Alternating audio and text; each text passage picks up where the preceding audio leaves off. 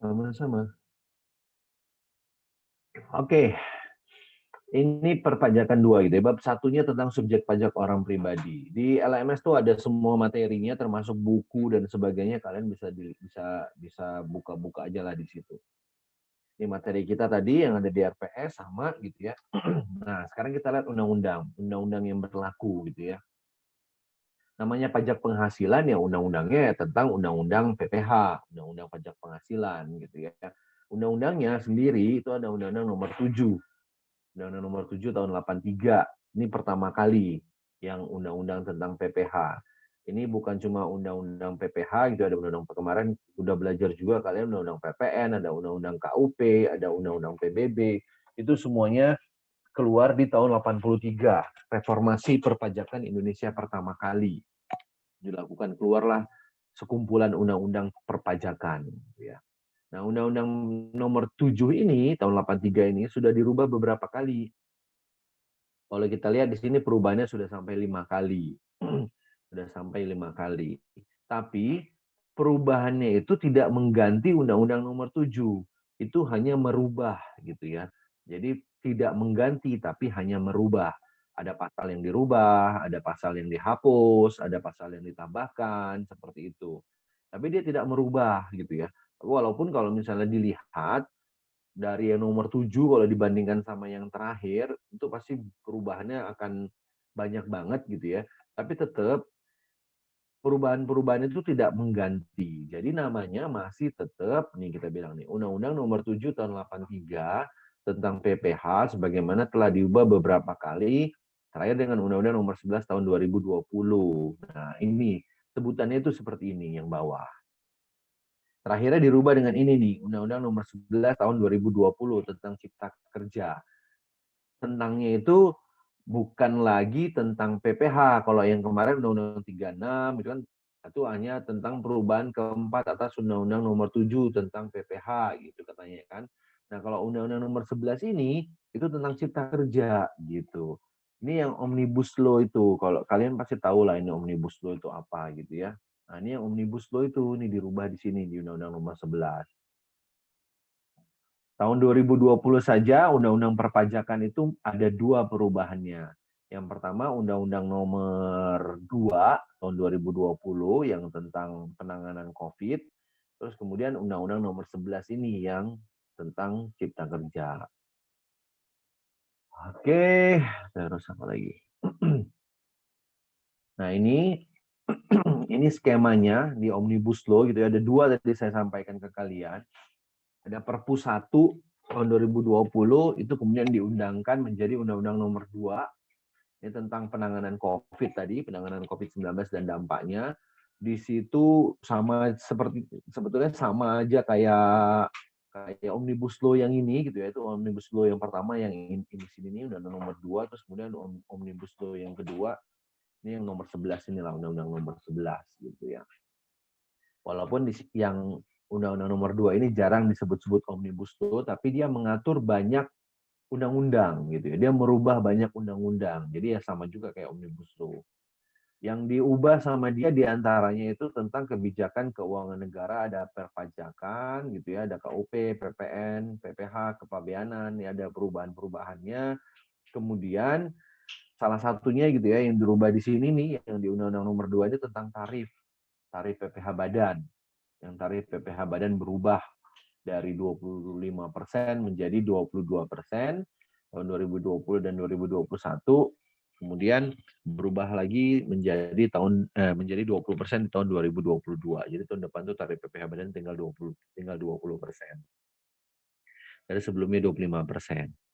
Nah, yang Undang-Undang Nomor 11 ini lebih banyak lagi nih. Ada 11 klaster dan ada banyak undang-undang yang dirubah sama Undang-Undang Nomor 11. Saya nggak hafal berapa undang-undangnya. Di antara yang dirubah itu adalah tentang pajak. Ada KUP, PPH, dan PPN. Kita lihat nanti di bawah perubahannya apa aja. Nah, ini perubahannya. Ini yang Undang-Undang Nomor 11 yang tentang Cipta Kerja, yang Omnibus Law. Perubahan tentang perpajakan, klaster perpajakan itu diubahnya di pasal 111, pasal 112, dan pasal 113. Pasal 111 itu mengubah ketentuan dalam Undang-Undang PPH. Pasal 112 mengubah ketentuan dalam Undang-Undang PPN, dan pasal 113 mengubah ketentuan di Undang-Undang KUP. Apa aja yang diubah? Ini nih. Yang diubah itu pasal 2, pasal 4, pasal 26 di PPH. Terus pasal 1A, 4A, pasal 9, pasal 13 di PPN, dan seterusnya di KUP juga ada yang berubah. Lebih detail seperti ini. Nah, ini yang pasal 111 yang tentang PPH. Yang diubah sama dia tuh di pasal 2. Pasal 2 tuh mengubah tentang subjek pajak. Nah, materi kita hari ini subjek pajak. Ini nih, jadi subjek pajak yang sebelumnya berlaku diubah dengan Undang-Undang Nomor 11 Tahun 2020. Isinya apa? Perubahannya ini nih. WNI maupun WNA yang tinggal lebih dari 183 hari di Indonesia menjadi subjek pajak dalam negeri. Perubahannya di mana nih? Nanti sebetulnya di bawah ada slide-nya gitu ya. Kalau sebelumnya itu hanya orang pribadi bilangnya. Orang pribadi yang tinggal di Indonesia lebih dari 183 hari menjadi SPDN. Nah, kalau sekarang ini menjadi WNI maupun WNA. Sudah disebutkan di situ WNI dan WNA. Terus kemudian perubahannya lagi, WNI berada di Indonesia kurang dari 183 hari dapat menjadi SPLN dengan syarat tertentu gitu. Jadi kalau ada WNI yang tidak ada di Indonesia, misalnya apa nih? Misalnya TKI lah gitu kita bilang gitu ya, tenaga tenaga ahli dari Indonesia yang kerja di Jepang gitu, jadi tenaga ahli di Jepang. Dia tinggalnya tidak lebih dari 183 hari di Indonesia gitu, tidak berada di Indonesia lebih dari 183 hari, dia lebih banyak berada di Jepang. Dia itu boleh menjadi SPLN, tapi harus ada syarat-syaratnya. Kalau sebelumnya di undang-undang yang lama itu tidak menyebutkan hal seperti itu gitu. Jadi agak abu-abu gitu. Jadi hanya bilang orang pribadi yang tinggal lebih dari 183 hari di Indonesia menjadi SPDN gitu kan. Artinya apa? Kemudian kita bisa berasumsi tuh kalau di bawah 183 hari WNI pun berarti bukan SPDN dong gitu. Tapi kok kenyataannya gitu ya pada prakteknya yang TKI tadi saya sampaikan dia nggak pernah pulang lah misalnya, atau pulang ke Indonesia paling setahun cuma seminggu gitu. Tetap aja mereka harus wajib NPWP gitu kan, harus tetap lapor SPT karena punya NPWP gitu. Nah, di sini itu di Ciptaker ini, di Undang-Undang Ciptaker ini itu lebih ditegaskan gitu. Lebih ditegaskan lagi mana-mana saja yang boleh WNI yang boleh menjadi SPLN gitu ya, kalau dia memenuhi syarat tertentu itu boleh. Terus mana yang kemudian harus menjadi SPDN seperti itu. Itu di pasal 2 perubahannya. Pasal 4 ini tentang objek pajak. Kita akan belajar ini nanti di pertemuan kalau saya lihat RPS-nya itu salah. Saya lihat RPS-nya kita belajar objek pajak itu di Pertemuan besok. 2, Pak. Ya, pertemuan 2 di minggu depan. Minggu ini ya, di pertemuan 2 kalau bisa ya. Oke, itu apa perubahannya? Perubahannya pengenaan PPh bagi WNA yang merupakan subjek pajak dalam negeri dan kalian tertentu hanya atas penghasilan dari Indonesia. Nah ini apa nih? Ini jadi tadi kan WNA itu kalau lebih dari 183 hari di Indonesia menjadi SPDN. Nah tapi untuk WNA tersebut yang dikenain pajak di Indonesia itu hanya atas penghasilan dari Indonesia saja. Gitu. Tapi nanti kita lihat lebih detail di bawah, ada syarat tertentunya juga. Gitu, ada syarat tertentunya. Kalau sebelumnya namanya SPDN atau WPDN, kita mengenal prinsip yang namanya worldwide income. Kita mengenal prinsip yang namanya worldwide income. Worldwide income itu apa? Jadi seluruh penghasilan yang diterima oleh WPDN itu dikenain pajak di Indonesia. Baik itu penghasilan dari Indonesia maupun penghasilan dari luar Indonesia gitu. Nah, yang sekarang lebih relaksasi gitu ya. Lebih direlaksasi. Jadi untuk yang WNA ini yang kena pajak hanya untuk penghasilan di Indonesia saja. Walaupun nanti seperti saya sampaikan ada syarat-syaratnya nih nanti. Gitu. Nanti kita lihat di bawah. Terus apa lagi? Terus non-objek. Nah, ini menambah beberapa non-objek. Gitu ya. Menambah beberapa non-objek di Undang-Undang Ciptaker. Kita akan belajar objek non-objek ini di minggu depan nih, di pertemuan kedua gitu, minggu depan, di pertemuan kedua. Yang pertama penambahannya adalah non-objek PPh atas sisa lebih dana badan sosial dan dana badan keagamaan katanya. Kalau sebelumnya yang non-objek itu hanya untuk lembaga pendidikan dan litbang. Sekarang ditambahin ada badan sosial sama badan keagamaan. Terus penghapusan PPh atas dividen dalam negeri. Nah, kalau sebelumnya PPh itu kan terutang pajak ya. Kalau yang badan PPh biasa gitu kalau kepemilikan di bawah 25%, itu kalau di atas yang di atas 25% yang baru kemudian non objek. Kalian belajar di PPh 23 kemarin. Terus kalau yang OP itu terutang PPh final gitu kan ya. Nah, yang sekarang untuk yang badan itu benar-benar seluruhnya adalah non objek. Jadi dividen yang diterima oleh badan itu adalah non-objek. Tapi dividen yang diterima oleh orang pribadi itu juga menjadi non-objek. Tapi sama, ada syarat tertentunya juga. Nanti kita lihatlah di pertemuan kedua, ada syarat tertentunya kalau yang diterima oleh orang pribadi. Sementara kalau yang badan itu non-objek, beneran non-objek. Tidak ada lagi pengecualian-pengecualian. Nah, kemudian yang berikutnya dividen dan laba setelah pajak dari luar negeri. Nah, ini dividen yang dari luar negeri nih. Tidak dikenakan PPh sepanjang diinvestasikan di Indonesia. Kalau dulu ini adalah objek pajak, kalau sekarang non-objek, tapi sepanjang diinvestasikan. Terus non-objek PPh yang untuk bagian laba atau SHU koperasi dan dana haji yang dikelola oleh BPKH. BPKH ini Badan Penyelenggara apa ya? K-nya itu apa ya? Haji gitu. Badan Penyelenggara K-nya saya lupa. Hanya haji gitu. Terus yang pasal 26-nya berubah. Diperbolehkan ada penyesuaian tarif PPh pasal 26 atas bunga. Jadi kalau sebelumnya tarifnya adalah 20%, untuk yang penghasilan dari luar negeri, dividen, terus bunga, terus apalagi royalti itu 20%. Nah, kalau sekarang untuk yang bunga itu bisa diubah dengan PP. Itu yang di Undang-Undang Nomor 11, Undang-Undang Ciptaker. Nah, Undang-Undang Nomor 2 ini yang tentang penanganan COVID tadi, itu juga merubah beberapa ketentuan di PPh.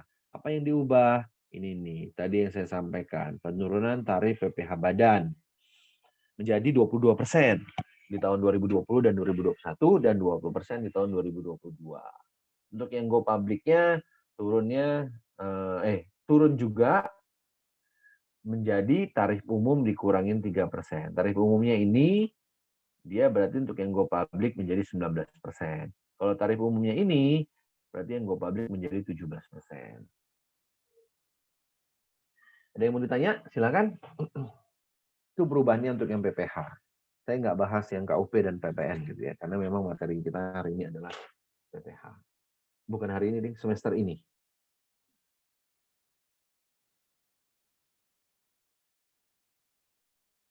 Oke, kalau nggak ada.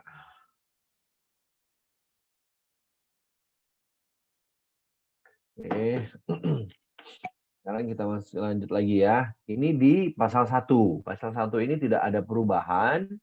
Masih pakai undang-undang yang nomor 36 itu yang terakhir gitu ya. Tidak ada perubahan di Undang-Undang Ciptaker.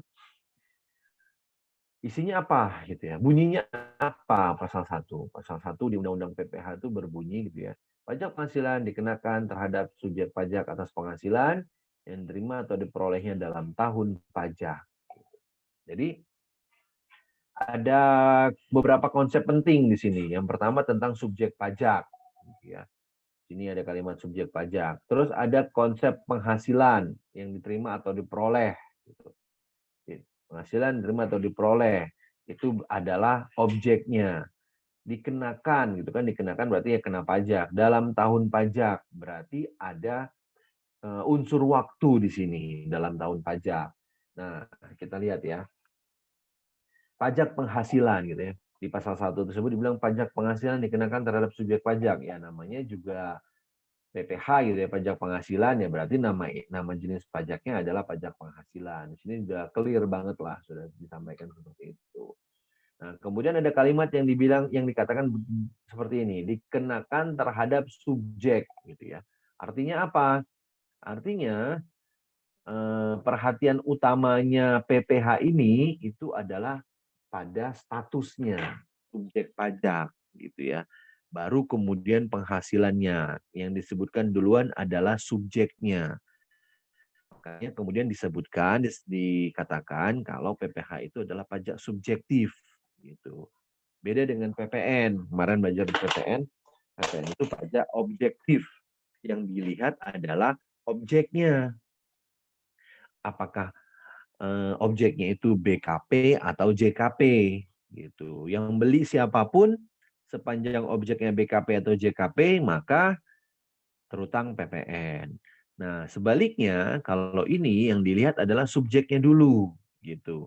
Apakah dia subjek pajak, SPLN atau SPDN gitu ya, atau non subjek gitu ya, atau non subjek gitu. Nah, yang dilihat itu dulu tuh.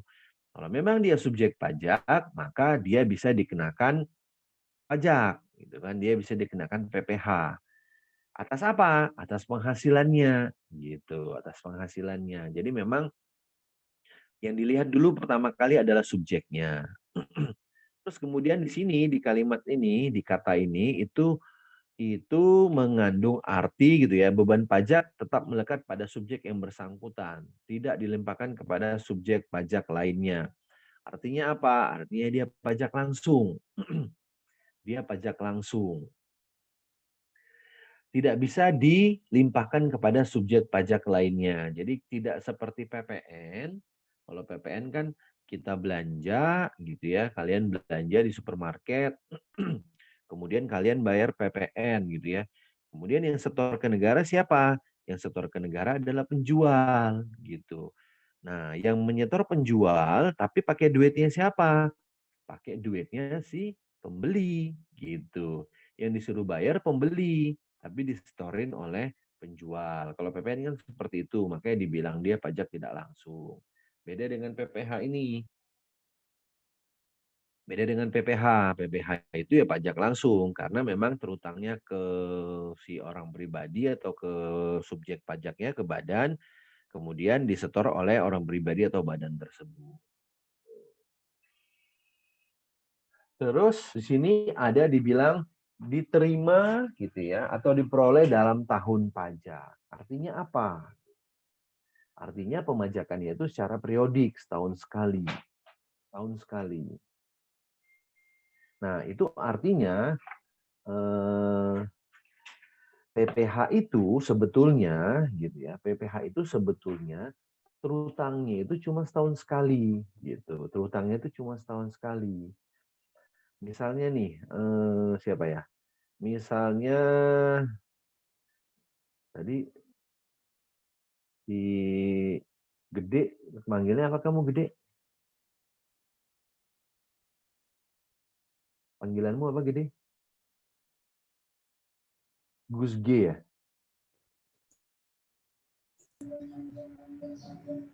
Ya, Pak. Ya, Gus G ya.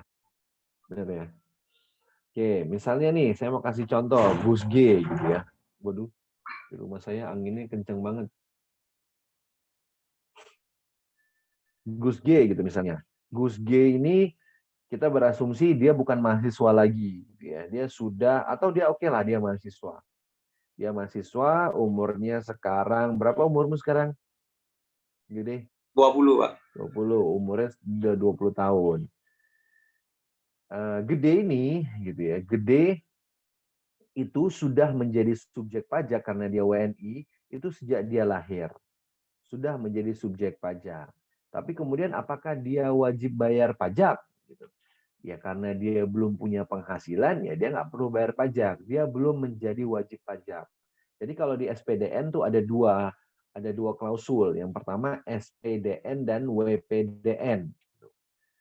Gede sejak lahir sudah menjadi SPDN, tapi Gede belum menjadi WPDN. Ya, dia belum menjadi WPDN, dia baru SPDN. Kapan Gede menjadi WPDN, jadi wajib pajak dalam negeri? Nanti kalau Gede sudah punya penghasilan dan penghasilannya di atas PTKP. Gitu. Nah, misal sekarang Gede, walaupun dia mahasiswa gitu ya, mahasiswa PK instan, dia sudah punya usaha. Usahanya apa? Dia punya jangan travel, dia punya kafe gitu ya, dia punya kafe di kamu di Denpasar tadi, dia punya kafe di Denpasar gitu ya. Kafenya maju, dapat penghasilan sebulan sampai 1 miliar misalnya. Penghasilannya gede, sebulan ini penghasilan kotornya gitu ya, dari hasil penjualan kafenya, kafe dan resto sebulan 1 miliar. Nah, Gede itu sudah menjadi WPDN.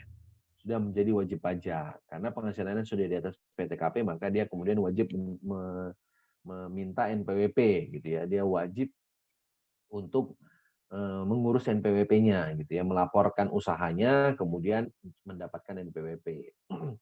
Nah, kena pajaknya bagaimana nih buat Gede? Gede apakah bayar pajaknya seperti apa?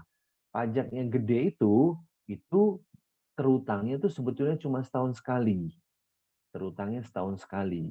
Tadi penghasilannya sebulan 1 miliar, berarti setahun 12 miliar. Gitu ya. Jadi dia punya penghasilan setahun 12 miliar. Bagi orang pribadi, dia punya penghasilan setahun 12 miliar. Berapa pajaknya? Nah, pajaknya itu yang terutang itu adalah setahun sekali dari penghasilan yang 12 miliar. Kapan dia harus lapor? Dia lapornya nanti di SPT tahunan. Misalnya yang 12 miliar itu diperoleh Gede di tahun 2020. Artinya apa? Artinya Gede kemudian wajib melapor penghasilannya yang di tahun 2020 yang sebesar 12 miliar itu nanti di bulan Maret. Maret 2021. Udah lewat ya berarti sebulan yang lalu. Nah, jadi kalau kalian lihat di spanduk-spanduk gitu kan, laporkan SPT Anda gitu tanggal paling akhir 31 Maret. Nah, itulah laporan dari penghasilannya Gede di tahun 2020. Gitu. Gede punya penghasilan 12 miliar tahun 2020, misalnya kemudian dikurangin biaya-biaya, dapat labanya Gede, biaya-biayanya misalnya 7 miliar, dapat labanya Gede 5 miliar. Nah, dari laba itulah kemudian yang dikenakan pajak.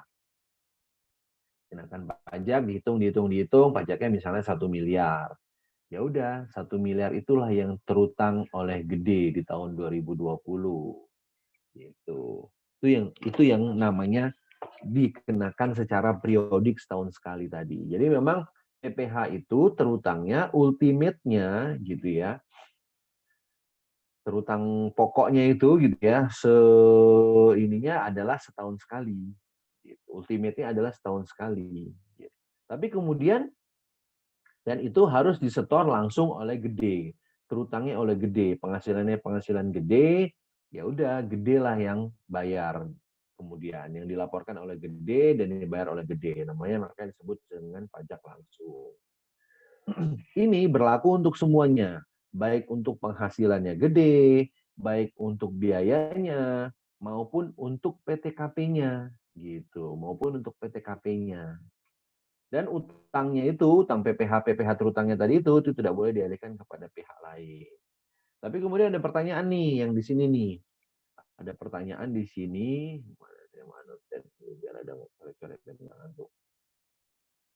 Ada pertanyaan di sini nih. Kok ada PPh dalam tahun berjalan gitu ya. Kalian udah belajar kemarin di Potput ada PPh 21, ada PPh 22, ada PPh final gitu kan ya. Itu kan disetor setiap bulan tuh, dipotong setiap bulan. PPh 21 lah contohnya. Dipotong setiap bulan dari sejak ketika menerima gaji kemudian dipotong. Terus PPh 23 PPh 23 dipotong ketika menerima penghasilan gitu. Misalnya terima bunga langsung dipotong PPh 23-nya, terima royalti dipotong PPh 23-nya. Nah, itu kan semua dalam tahun berjalan. Kenapa ini ada gitu ya? Ini semata-mata adalah merupakan uang muka. uang muka atau DP gitu ya, atau angsuran gitu dari utang yang gede tadi gitu. Gede tadi misalnya PPh terutangnya kan 1 miliar gitu ya, 1 M PPh terutangnya gede. 1 miliar PPh terutangnya. Nah, kemudian selama tahun berjalan, selama tahun 2020 ternyata ada output-nya nih gede. Dia dipotong-potong nih. Dia misalnya punya penghasilan eh, yang dipotong PPh 23 dan potong PPh 22, dia melakukan impor lah misalnya gitu ya, gede mengimpor mesin kopi dari luar negeri, itu kan ada PPh 22-nya. Nah, itu menjadi kredit pajak istilahnya, atau uang muka, menjadi kredit pajak atau uang muka. Asumsinya misalnya yang sudah dipotong sama pihak lain tuh di penghasilan gede tadi selama tahun 2020 misalnya 500 juta. Maka PPh terutangnya gede itu yang nanti dibayar tanggal 31 Maret itu tinggal 500 juta. Gitu. Kecuali lagi misalnya gede punya angsuran ya, nanti kita belajar angsuran deh nanti aja. Sementara ini dulu. Ada pertanyaan? Pak, saya mau nanya, boleh Pak? Silakan Mira. Saya kan sebelumnya udah pernah bantuin asistensi untuk pengisian SPT tahunan ya Pak ya. Oh ya, good. Ya, saya pernah dapetin kasus bahwasannya sebenarnya tuh WP-nya ini pada tahun 2018 dia udah berhenti kerja dan tahun 2019 ini juga masih belum mendapatkan kerja Pak. Nah, itu tuh sebagai WP atau yang pas ngisi SPT-nya itu boleh langsung minta di non efektifkan atau mengisi SPT 1770 SS ini diisi nihil Pak. Diisi nihil dulu, terus kemudian ngajuin NE. Gitu. Kalau memang sekarang ini kan dia Jadi sudah lewat nih 31 Maret kan, harusnya kemarin tuh dia lapor, diisi nihil, terus kemudian dia langsung ngajuin NE.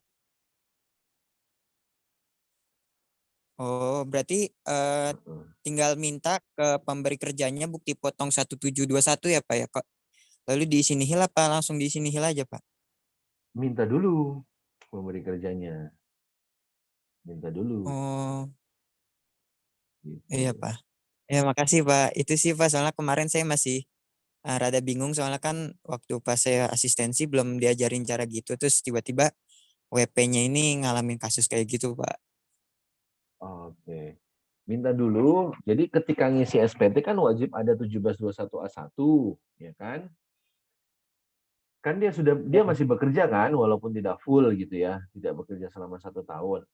Nah, itu dia minta dulu 1721A1, ngisi SPT, SPT-nya nihil gitu ya, karena kan memang penghasilannya di bawah PTKP. Nah, setelah itu dia bisa ngurus tuh ke DJP, ke kantor pajak lah, bukan ke DJP, sorry, ke KPP untuk di NE-kan gitu, dinonefektifkan.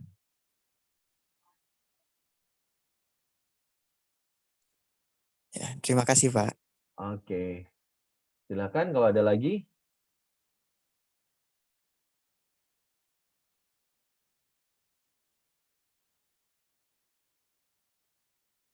Oke, kalau nggak ada, saya lanjut ya. Nah, ini hubungannya ya, hubungannya output dengan kewajiban pajak akhir tahun, Kan kewajiban kamu PPh. kayak gitu kan kalau main HP.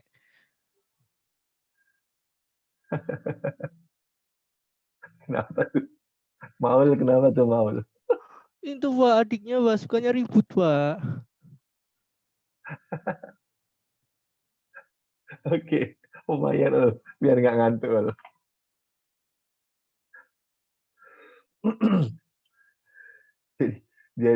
jadi obat ngantuk. Oke, ini hubungannya ya, hubungan output yang kemarin kalian belajar di semester 3 dengan yang akan kita pelajari sekarang di semester 4 ini. Gitu. Jadi hubungannya apa? Tadi saya sudah sampaikan, kalau PPh itu ultimate-nya adalah pajak selama 1 tahun. Gitu ya. Berapa sih pajak saya selama 1 tahun? Tadi contoh gede tadi pajaknya setahun itu adalah 1 miliar gitu.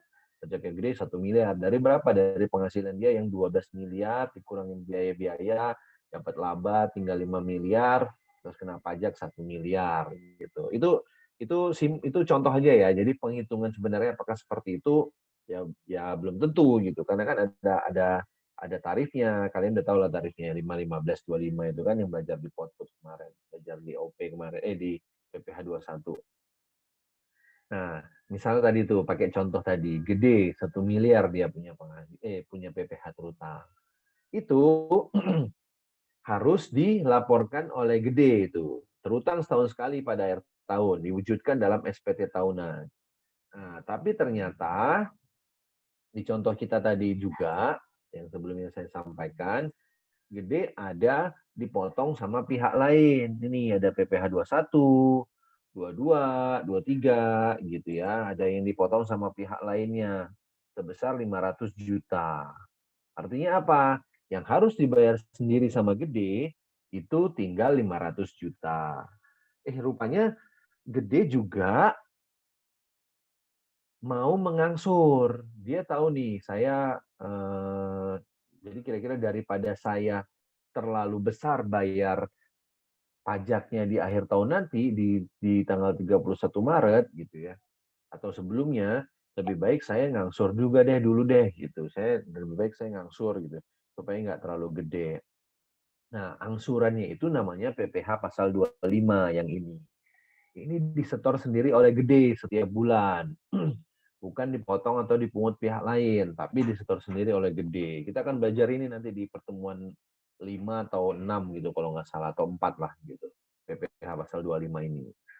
Nah, misalnya gede mengangsurnya sebulan 20 juta.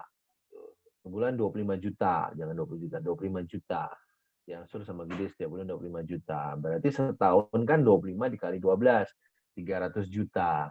Nah, yang 500 dan 300 juta ini itu bisa jadi kredit pajaknya gede. 500 dan 300 jadi kredit pajaknya gede.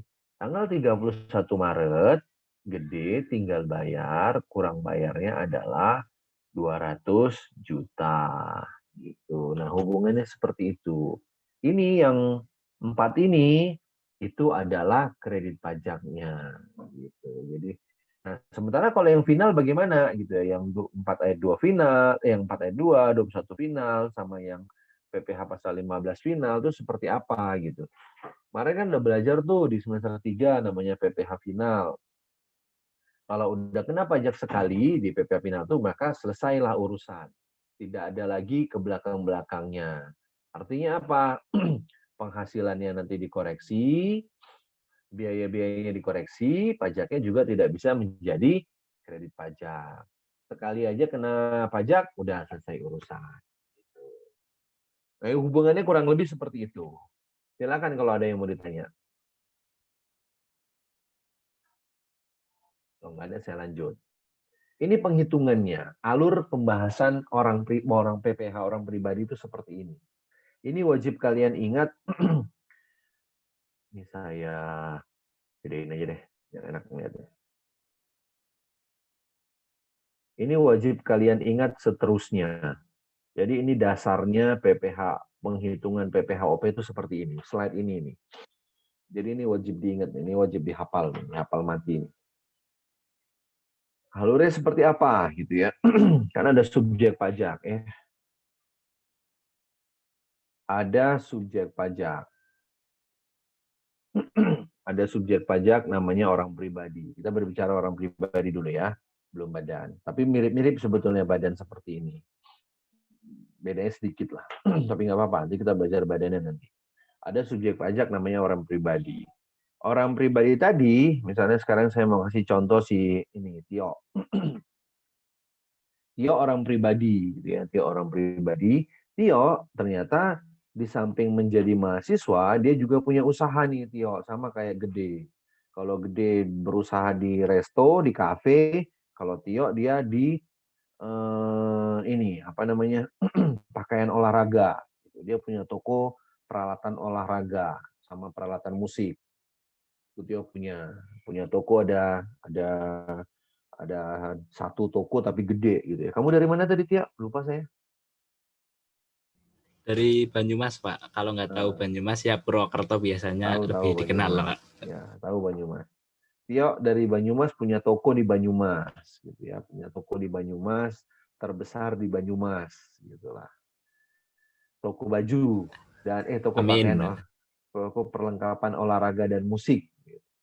Nah, ada dong penghasilannya berarti kan? Tio berarti punya penghasilan. Penghasilan Tio ini kemudian dikenain pajak. Gitu. Ada 3 jenis penghasilan Tio. Nanti kita akan belajar. Mungkin kalian juga sudah belajar di Podfood kemarin. Sebagian, walaupun cuma mungkin masih nyenggol-nyenggol gitu ya. Ada yang penghasilan dikenakan pajak di akhir tahun, ada yang penghasilan dikenakan PPh final, ada yang penghasilan tersebut bukan objek pajak. Yang final itu apa? Yang final itu kemarin pasti udah belajar kalau ini ada bunga deposito, ada yang dari konstruksi, ada yang dari jual tanah dan bangunan gitu ya, pengalihan hak atas tanah dan bangunan, ada hadiah undian dan sebagainya lah, ini yang final. Sementara yang bukan objek pajak, misal dari warisan, dari hibah gitu ya, dari sumbangan gitu.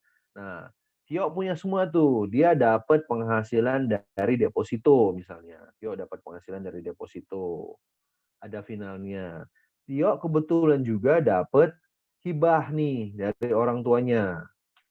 Dapat hibah dari orang tua gitu, Tio. Yang bukan merupakan objek pajak. Plus penghasilannya Tio dari tokonya. Penghasilan Tio dari tokonya kan masuk di sini.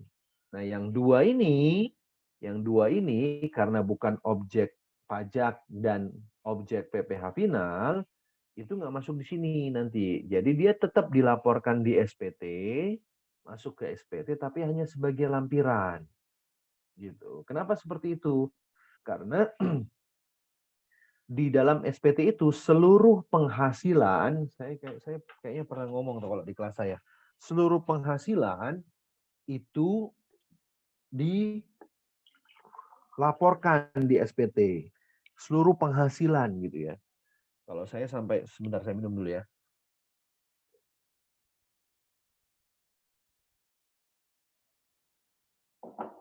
Kalau saya sampai mencontohkan tuh kalau di kelas saya itu, baik itu penghasilan halal ataupun haram, itu semua masuk ke sini, masuk di SPT ini nih. Baik itu penghasilan tadi itu ya dari hibah, dari deposito, dari usaha, termasuk penghasilan dari judi gitu ya, penghasilan dari jual narkoba gitu misalnya seperti itu ya. Nah, penghasilan dari korupsi itu wajib dilaporkan di SPT. Halal haram tuh wajib dilaporkan di SPT semuanya, masuk ke sini semua. Itu seperti itu kalau ketentuan pajaknya. Nah, kita balik lagi ke sini. Tadi penghasilan yang dari usahanya tuh Tio itu masuknya di sini nih, dikenakan pajak di akhir tahun. Gimana cara menghitungnya? Cara menghitungnya adalah ini penghasilan penghitungannya adalah sebentar saya angkat. Itu penghasilan netonya Tio gitu ya, penghasilan netonya Tio. Tio tadi kan punya toko, omsetnya misalnya lebih gede daripada gede gitu ya. Kalau gede sebulan 1 juta, kalau Tio sebulan sebulan 1 miliar. Kalau Tio sebulan 2 miliar. Gitu. Berarti sebulan dia 24 miliar penghasilannya. Dikurangin biaya-biayanya misalnya 14 miliar, dapatlah labanya Tio itu 10 miliar. Nah, labanya itulah penghasilan neto. Labanya Tio itulah penghasilan neto sebesar 10 miliar. Nanti 10 miliar, kemudian dikurangi sama zakat. Zakat itu tidak hanya zakat gitu ya. Kalau zakat itu kan identik dengan Islam. Tapi agama lain yang punya sumbangan wajib keagamaan, gitu, agama lain selain Islam maksud saya, itu juga boleh jadi pengurang. Ini ya, jadi pengurang dikurangin. Apa contohnya? Misalnya kalau di Kristen itu ada perpuluhan. Kalau di Hindu itu namanya apa tuh? Gede atau dewa? Yang kayak zakat gitu. Dana punia, Pak. Kalau di saya. Nah, itu dia namanya ya. Saya kurang paham. Nah, itu boleh juga jadi pengurang gitu ya. Sepanjang memang itu sumbangan wajib keagamaan dan diserahkan ke lembaga yang terdaftar di pemerintah gitu. Lembaga yang terdaftar di pemerintah. Kalau di Islam gitu ya, zakat itu kita berarti bayar zakatnya itu harus ke Basnas gitu ya, ke Lasnas gitu. Basnas itu Badan Amil Zakat. Terus Lasnas lembaga amil zakat. Terus ada dompet duafa misalnya atau ke PKPU atau lazisnya Muhammadiyah, lazisnya NU itu terdaftar semua itu di pemerintah. Itu kalau membayar zakatnya ke situ itu boleh jadi pengurang. Tadi misalnya Tio punya penghasilan itu 10 miliar gitu ya. Karena Tio orangnya dermawan, dia bayar zakatnya ini bukan, kalau wajibnya kan 2,5%. Wajibnya 2,5% kalau di Islam. Kalau Tio, saya nggak tahu, Tio Muslim atau bukan Tio? Iya Pak, Muslim Pak. Oke, Tio Muslim. Oke, nah kalau di Muslim tuh wajibnya 2,5% misalnya. Kalau di Kristen perpuluhan 10% gitu ya. Tio karena saking dermawannya, dia bayar zakatnya bukan 2,5%, dia bayarnya 10% gitu. Jadi dia bayar zakatnya 1 miliar. Nah, yang boleh jadi pengurang itu cuma yang sebesar 250 juta, bukan yang 10% yang dibayar oleh Tio, tapi cuma yang 250 juta. Itu kalau zakat. Tapi kalau di Kristen berpuluhan gitu ya, itu 10%, bayar sumbangan tadi itu 10%, itu jadi pengurang semuanya 10%-nya. Suara saya putus-putus nggak? Halo? Tidak. Suara Enggak, saya Pak. putus Lancar, atau Pak. apa? Lancar, Pak. Alhamdulillah. Lancar. Oke, tadi di sini ada unstable soalnya. Nah, itu terkait sama zakat. Itu bisa jadi pengurang. Terus bisa juga dikurangi sama kompensasi kerugian. Kompensasi kerugian ini apa? Tadi kompensasi kerugian adalah misalnya, ini saya contoh yang lain lagi nih. Misalnya Yohan nih. Yohan itu dia sama juga, dia punya usaha di Medan gitu ya. Punya usaha di Medan, kamu mau usaha apa Yohan? Buka restoran, Pak. Restoran, sama kayak Gede tadi ya. Oke, ya Yohan punya usaha di Medan buka restoran. Tapi ternyata Yohan tidak seberuntung Gede dan Tio gitu. Ternyata restorannya rugi. Ruginya berapa? Misalnya tahun 2020 ruginya 300 juta gitu. Di tahun 2000, jangan 2020 deh. Tahun 2019 gitu ya. Ruginya 300 juta. Nah, di tahun 2019 tadi kalau kita ngelihat di sini ini kan sebetulnya pajak itu hanya dikenakan kalau ada laba gitu kan. Kalau kita punya penghasilan atau kalau kita ada laba. Tapi kalau rugi artinya apa? Di sini bukan penghasilan neto, tapi ini ini di sini penghasilan netonya tapi minus gitu ya. Penghasilan netonya ini minus gitu, bukan laba tapi rugi. Nah, kalau minus ya nggak kena pajak gitu. Berapa dapat penghasilan kena pajaknya ya nol gitu. Terus PPh terutangnya berapa ya nol gitu. Berarti berapa PPh terutang dia? Nggak ada. Bahkan di pajak itu kalau rugi tadi kayak misalnya Yohan rugi 300 juta tahun 2019, ruginya itu bisa dikompensasi ke tahun-tahun berikutnya. Di tahun 2020 misalnya Yohan punya laba 100 juta, tapi di 2019 dia rugi 300 juta, itu 100 juta yang Yohan di sini nih, 100 juta Yohan, itu bisa dulu nih dikurangin sama 300 juta tadi. 100 juta kurang 300 juta, masih ada sisa 200 juta. 200 jutanya bisa dibawa lagi ke tahun 2021. Terus begitu sampai 5 tahun. Kalau masih ada sisa setelah 5 tahun, angus kompensasi kerugiannya. Tapi kalau tidak bersisa ya udah gitu. Artinya apa nih kemudian? Di tahun 2020 Yohan nggak perlu bayar pajak lagi. Di tahun 2021, Yohan masih laba. Labanya berapa? Labanya misalnya cuma 50 juta. Dia masih punya sisa tadi 200 juta. Dikurangi lagi 200 juta. Masih ada sisa 150 juta. Tahun 2021, Yohan juga tidak perlu bayar pajak. Dan seterusnya lah. Sampai 5 tahun. Nah, kemudian setelah itu dikurangi dengan PTKP. PTKP ini hanya untuk orang pribadi. Kalau badan tidak ada PTKP-nya. Jadi PTKP hanya untuk orang pribadi. Dapat yang namanya kemudian penghasilan kena pajak. Penghasilan kena pajak, kemudian dikali tarif, dapatlah yang namanya PPh terutang. Tarifnya sama kayak PPh pasal 21. Jadi setelah sampai penghasilan kena pajak, dikali tarif, dapat PPh terutang. Ini sama kayak PPh pasal 21. Kemudian dikurangi sama kredit pajak. Kredit pajak tadi itu yang PPh 21, 22, 23 gitu, yang output termasuk yang PPh pasal 25 yang disetor sendiri. Yang tadi contohnya si gede tadi. Baru setelah itu dapatlah PPh kurang bayar, lebih bayar, atau nihil. Nah, kalau kurang bayar, ya udah disetor ke negara. Kalau lebih bayar, bisa minta kembali ke negara, namanya restitusi. Kalau nihil, ya udah nggak usah ngapa-ngapain gitu kan, nggak perlu ada yang di-store. Seperti itu. Kemudian ada angsuran PPh 25 tahun berikutnya. Nah, ini kita belajar nanti di pertemuan berikutnya lah, di pertemuan 4 atau 5 atau 6 kalau nggak salah. Oke, ada yang mau ditanya?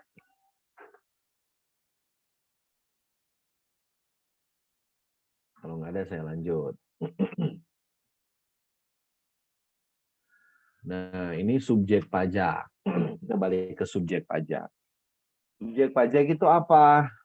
Subjek pajak itu kalau menurut Pak Mansuri di sini, itu ada orang yang dituju oleh undang-undang untuk dikenakan pajak. Orang tersebut merupakan pihak-pihak yang dituju oleh undang-undang untuk dikenakan pajak, bisa orang pribadi maupun badan, termasuk BUT. BUT itu bentuk usaha tetap.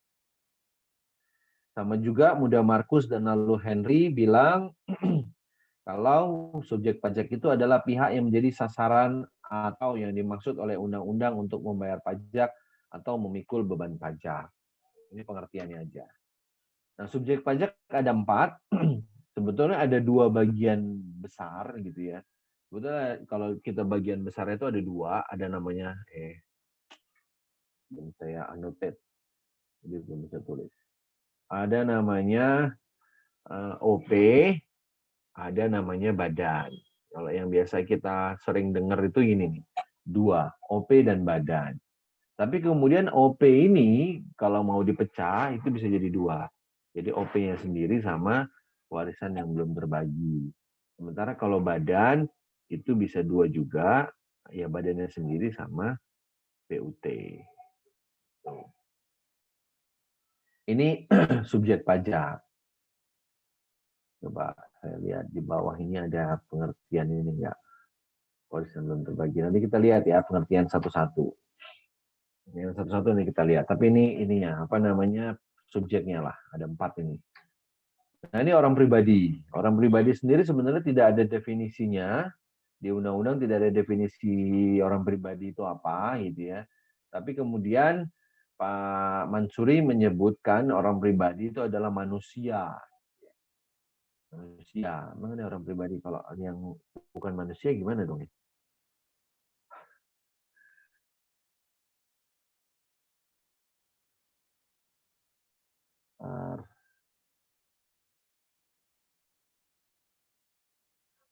Oke, manusia yang terdiri dari darah dan daging. Manusia yang masih hidup, tidak dibatasi usia, keluarga negaraan, kedudukan, pekerjaan, profesi, tempat tinggal, dan lain-lain. Inilah kira-kira. Tapi di undang-undang sendiri tidak ada ya. Tidak ada definisinya. Nah, ini prinsip pemajakannya untuk menentukan subjek pajak gitu ya. Ada prinsip yang namanya azas domisili, ada azas sumber, ada azas kebangsaan. Azas domisili itu apa? Ya tempat domisilinya lah ya. Orang yang berdiam atau bertempat tinggal di suatu negara harus tunduk pada hukum pajak yang berlaku di negara dia tinggal. Nah, jadi azas utamanya penentuan subjek pajak itu adalah ini nih, azas domisili. Sementara kalau azas sumber dan azas kebangsaan itu azas tambahannya. Azas sumber itu di luar wilayah suatu negara bisa dikenakan pajak di negara tersebut dengan syarat ada hubungan ekonomis dengan negara tersebut. Itu azas sumber. Kemudian ada azas kebangsaan yang bilang di luar wilayah suatu negara bisa dikenakan pajak di negara tersebut dengan syarat ada hubungan kenegaraan dengan negara tersebut atau azas kebangsaan. Indonesia tidak menganut ini. Azas domisili ini apa? Ya kayak kita lah WNI gitu kan, WNI tinggal atau WNA tinggal atau berada di Indonesia, maka dia kemudian menjadi SPDN gitu. Sementara kalau azas sumber gitu ya, kalau azas sumber itu ada ada orang asing WNA gitu ya, tinggal di luar Indonesia, tapi dia punya penghasilan, ada hubungan ekonomis gitu ya, punya penghasilan dari Indonesia. Nah, itu kemudian bisa dipajaki juga atau bisa menjadi subjek pajak juga dengan menggunakan yang namanya azas sumber gitu. Kurang lebih seperti itu.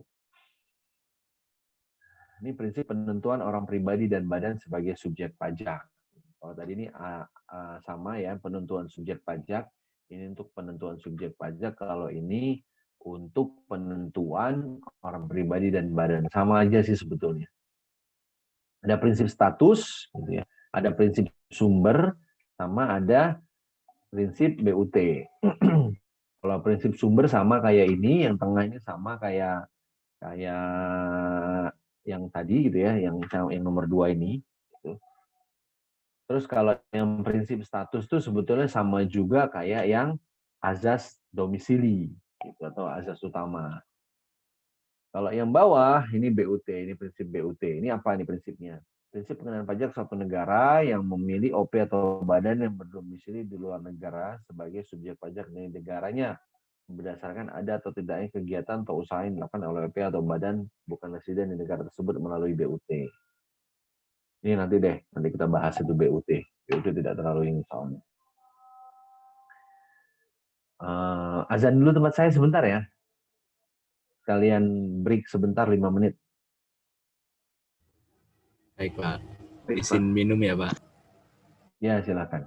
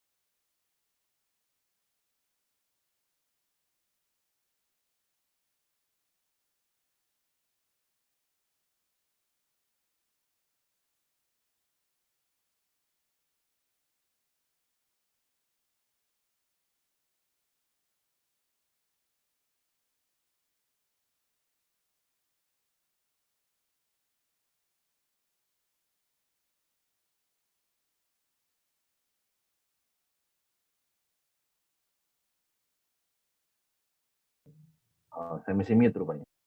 Oke, kita lanjut lagi. Nah, ini subjek pajak nih, subjek pajak. Subjek pajak itu apa gitu ya? Subjek pajak di sini ada subjek pajak dalam negeri, ada subjek pajak yang luar negeri. Subjek pajak dalam negeri sama juga sebetulnya. Bisa orang pribadi, bisa badan, bisa warisan. Bisa orang pribadi, bisa badan, bisa warisan yang belum terbagi. Sorry, bukan warisan doang.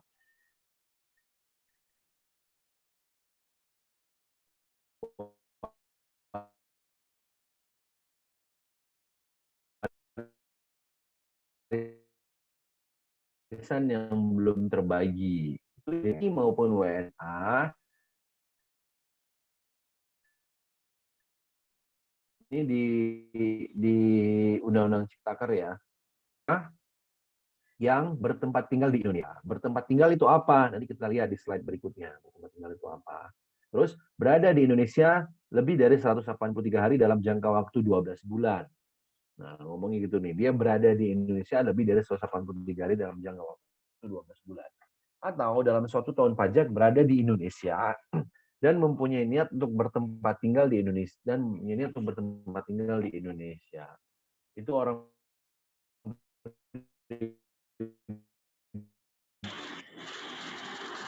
tadi yang menjadi ekspor dan didirikan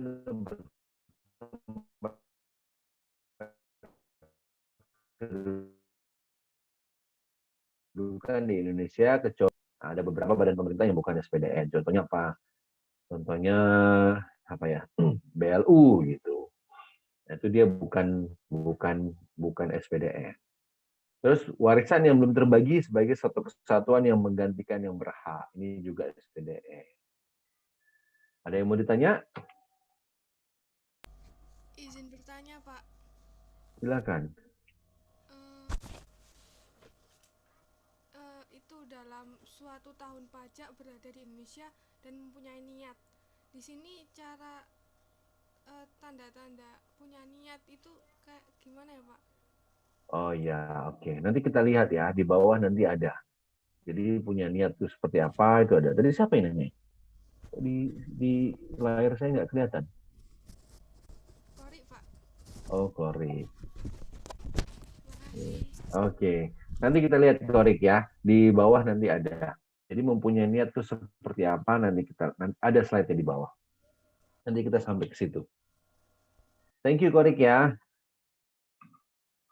Oke, nah kemudian ini adalah subjek pajak luar negeri. Kalau ini dalam negeri, yang ini luar negeri. Luar negeri itu siapa gitu? Yang luar negeri itu apa gitu? Bisa OP, bisa badan. Tapi tidak warisan yang belum terbagi. Kalau warisan belum terbagi, oh ini saya freeze ya. Saya putus-putus nggak sih? Iya Pak, tadi juga sempat. Iya, Pak. Halo? Iya, Pak, sedikit putus-putus. Oh, putus-putus. Oke. Sekarang udah lancar lagi belum?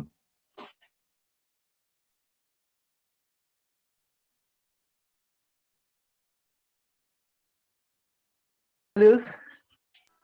Putus-putus sekarang, Pak. Iya, putus-putus sama nih. Iya nih, putus-putus nih. Nah, ini kayak udah ya? Udah belum sih?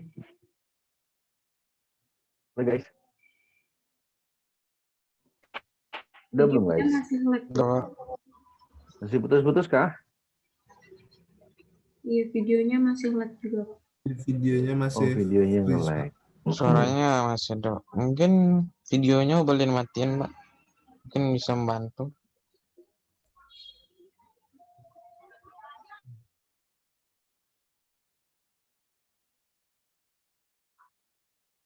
Oke. Saya tutup dulu coba videonya.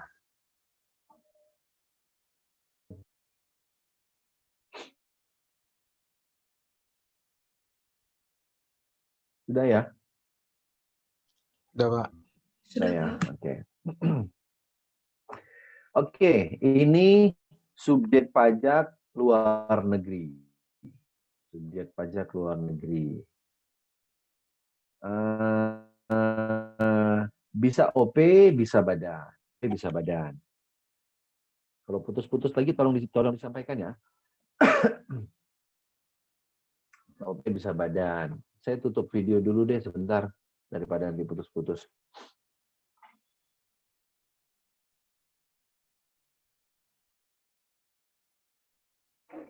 Dia apa tuh kalau OP itu seperti apa gitu ya. Kalau OP itu adalah orang pribadi yang tidak bertempat tinggal di Indonesia.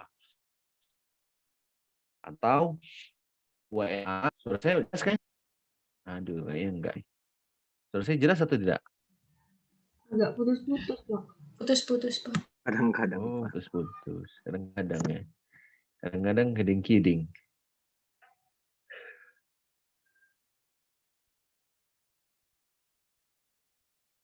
Sebentar, sebentar. Nah, ini kayaknya sudah nih. Harusnya sih sudah.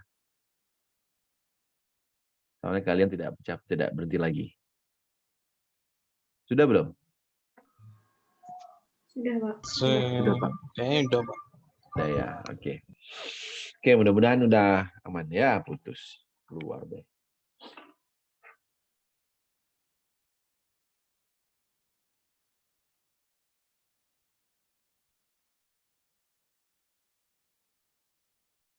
Nggak keluar, saya pikir keluar. Tapi saya freeze ya.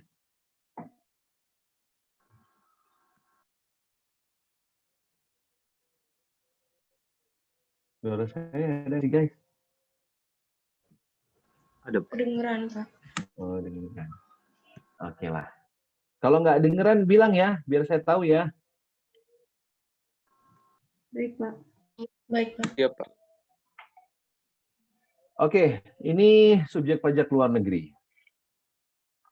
Jadi bisa OP, bisa badan. OP itu yang bagaimana? OP yang tidak bertempat tinggal di Indonesia. Jadi dia tidak bertempat tinggal di Indonesia. Dia SPLN. Terus kemudian WNA yang berada di Indonesia tidak lebih dari 183 hari dalam jangka waktu 12 bulan. Atau WNI yang berada di luar Indonesia lebih dari 183 hari dalam jangka waktu 12 bulan, serta memenuhi persyaratan. Nah, ini persyaratannya nih. Tadi yang WNI tidak berada di Indonesia lebih dari 183 hari. Contohnya apa? Contohnya TKI gitu ya. TKI itu yang kenapa? Ini saya share screen nggak sih? Ya Pak, Iya, share Pak. screen. Screen, Pak. Pak. Kenapa gambar kalian nggak ada lagi ya? Iya, kita semua oke, Oke, Pak. oke, Biar oke. jaringannya Oke, Pak, biar lancar. Iya, iya nggak apa-apa. Maksud saya biasanya di samping itu kan ada kelihatan. Ini kenapa nggak kelihatan? Kalau nggak ada yang off cam nggak ada, Pak. Oh gitu. Oh ya ya ya, baru tahu saya. Sudah lah. Tapi pokoknya kalau saya putus-putus disampaikan ya. Oke, Oke, Pak. Pak. Nah ini jadi TKI gitu ya, tenaga kerja Indonesia yang kerja di luar negeri, gitu ya, kerja di luar negeri, dia jarang-jarang ke Indonesia, dia boleh menjadi SPLN, tapi ada persyaratannya. Persyaratannya apa? Ada tempat tinggal, ada pusat kegiatan utama, dan seterusnya. Nanti kita lihat di slide berikutnya. Terus badan yang tidak didirikan dan tidak bertempat kedudukan di Indonesia. Jadi badannya ini tidak didirikan dan tidak bertempat kedudukan di Indonesia, yang menjalankan usaha atau melakukan kegiatan melalui BUT di Indonesia, atau yang dapat menerima atau memperoleh penghasilan dari Indonesia, tidak dari menjalankan usaha atau melakukan kegiatan melalui BUT di Indonesia. Jadi ada dua SPLN. Yang pertama OP, yang kedua badan. Kalau OP ada syaratnya ada 3 ini, yang di atas ini ada 3 gitu ya. Nah ini ada 3 yang ini kalau yang OP. Sementara kalau badan itu dia tidak didirikan dan tidak bertempat kedudukan di Indonesia, tapi dia mempunyai gitu ya penghasilan dari Indonesia. Mempunyai penghasilan dari Indonesianya baik melalui BUT ataupun tidak melalui BUT gitu. Jadi dia melakukan kegiatan melalui BUT atau dia memperoleh penghasilan tidak melalui BUT. Itu kalau yang badan. Ada yang mau ditanya nggak? Izin bertanya Pak, kalau misalnya yang di kedutaan itu jadinya dia subjek pajak luar negeri atau dalam negeri Pak? Kalau misalnya kedutaan Indonesia di luar negeri. Ini siapa yang nanya? Saya nggak bisa lihat. Francisca Pak. Oke. Oke, kalau yang di kedutaan, nanti kita lihat di bawah Siska gitu ya. Jadi yang non subjek pajak itu siapa saja? Salah satunya adalah yang bekerja di kedutaan. Contohnya siapa? Contohnya tuh ada kedubes itu kedutaannya. Contohnya dubes, konjen gitu ya. Terus pegawai-pegawai yang bekerja di kedutaan tersebut dengan syarat mereka bukan mereka bukan WNI dan mereka tidak mempunyai penghasilan dari Indonesia serta mereka serta negaranya sana itu memberikan perlakuan yang sama dengan Indonesia gitu. Misalnya Kedutaan Besar Jepang. Kedutaan Besar Jepang, dubesnya itu dubes Jepang di Indonesia, ya berarti orang Jepang ya. Itu walaupun dia ada di Indonesia lebih dari 183 hari, dia tinggal di Indonesia, itu dia non subjek pajak. Kenapa dia non subjek pajak? Ya karena memang dia dikecualikan sebagai subjek pajak. Dengan syarat apa? Satu, dia bukan WNI. Jelas lah ya, dia kan bukan WNI, dia kan orang Jepang. Terus kemudian syarat yang kedua adalah dia tidak punya penghasilan di Indonesia. Jadi penghasilannya hanya dari gajinya yang sebagai dubes dari pemerintah Jepang. Terus yang ketiga, syarat yang ketiga, Jepang juga memberikan perlakuan yang sama terhadap dubes Indonesia di Jepang. Jadi kalau ada dubes Indonesia di Jepang, itu juga bukan subjek pajak di Jepang gitu. Nah, itu mereka itulah yang kemudian membuat si dubes itu menjadi non subjek pajak. Gitu. Kurang lebih seperti itu. Itu menjawab pertanyaanmu nggak, Siska? Baik Pak, sudah terjawab Pak. Terima kasih. Oke. Ada lagi? Izin bertanya Pak, izin bertanya. Silakan. Kan tadi dubes. Nah, kalau dubes itu kan dia tidak kena pajak dengan syarat harus menerima penghasilan hanya gajinya dari Jepang. Nah, misalkan kalau dubes dia buat usaha di Indonesia, Pak, itu pengenaan pajaknya bagaimana, Pak? Oke, kalau seperti itu dia menjadi SPDN karena dia punya usaha di Indonesia. Jadi kan dia punya usaha, dia punya toko misalnya, atau dia punya apalah usaha di Indonesia, jadi dia menjadi SPDN. Kenapa? Karena dia tinggal di Indonesia. Dia berada di Indonesia lebih dari 183 hari, terus dia punya usaha, punya penghasilan di Indonesia, dia jadi SPDN. Walaupun dia dubes. Jadi yang dikenain pajak itu usahanya Pak, bukan penghasilannya dia berarti Pak ya? Ya penghasilan dari usahanya gitu. Oh, penghasilan dari usahanya. Ya. Penghasilan dari usahanya. Bukan penghasilan dia sebagai dari dubes, gaji Pak, ya? dubes ya. Oh ya, dari ya. usahanya ya. Baik Pak, terima kasih Pak. Oke, ini Dewa ya. Iya Pak, Dewa Pak. Nah, oke. Ada lagi? Silakan. Saya izin bertanya Pak. Silakan. Ini siapa nih? Yohan Pak. Oh Yohan, silakan Yohan. Sebenarnya saya penasaran Pak. Ini kan Pak misalnya nih kayak tadi SPLN itu dia dikategorikan di Indonesia ketika dia orang luar tapi dia tidak bertempat tinggal di Indonesia dan lain-lain dan menjalankan usahanya di Indonesia gitu kan Pak. Ulang Yohan, ulang. Oke Pak. Jadi kan tadi Pak kategori SPLN ini adalah orang pribadi yang tidak bertempat tinggal di Indonesia ataupun dia badan dan mereka itu menjalankan usahanya atau memperoleh penghasilan dari Indonesia gitu kan Pak? Ya betul. Nah Pak, saya penasaran aja nih Pak, nggak tahu udah dibahas tadi atau belum Pak. Kalau misalnya gitu orang tersebut di negara asalnya itu tetap dikenakan nggak Pak pajaknya dari penghasilan dari Indonesia tadi Pak gitu? Di sana mereka Oh, tetap dikenain nggak gitu Pak? oke. Tergantung aturan di sananya, Yohan. Jadi mazhab atau sistem pajaknya tiap negara itu kan beda-beda. Mazhab atau sistem tiap pajak negara itu beda-beda. Jadi saya nggak bisa jawab apakah di sana dia dikenain pajak atau enggak. Nah, kalau kita balik, gitu ya. Kalau kemudian kita balik, misalnya ada orang Indonesia. Kalau kemudian kita berbicara Indonesia, itu saya bisa jawab gitu ya. Kita berbicara Indonesia, ada orang Indonesia, kamulah gitu, Yohan misalnya. Yohan tuh adalah WNI, tinggal di Indonesia, tapi kebetulan Yohan seminggu datang ke Malaysia. Seminggu di Malaysia, kerja di Malaysia, jadi konsultan gitu ya, jadi konsultan di sana, di-hire sama orang Malaysia, dapat penghasilan dari Malaysia. Itu apakah penghasilan Yohan di Malaysia tersebut dikenain pajak di Indonesia? Dikenain. Jadi jawabannya dikenain. Penghasilan Yohan yang dari Malaysia itu adalah objek pajak di Indonesia. Jadi masuk di SPT tahunannya Yohan. SPT tahunannya Yohan di Indonesia.